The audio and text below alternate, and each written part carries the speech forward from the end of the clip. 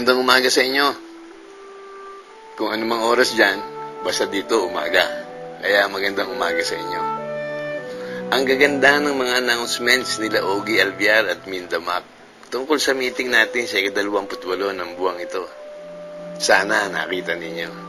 Kaya lang, may konting pagbabago. Pasensya na kayo. Kasi ang daming nag-commit na a-attend. Hindi namin inaasahan yon.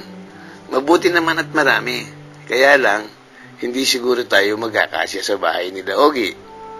Kaya napagpasyahan na hindi patuloy ang venue. Doon na natin ito gagawin sa second floor ng bagong pamilihang bayan. Maluwag doon. Kahit marami tayo, siguradong kakasya.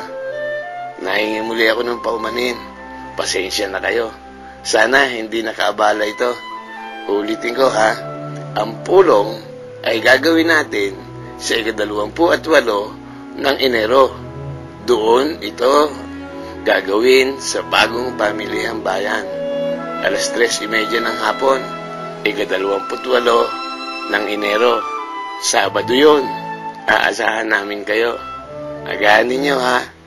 Maraming salamat.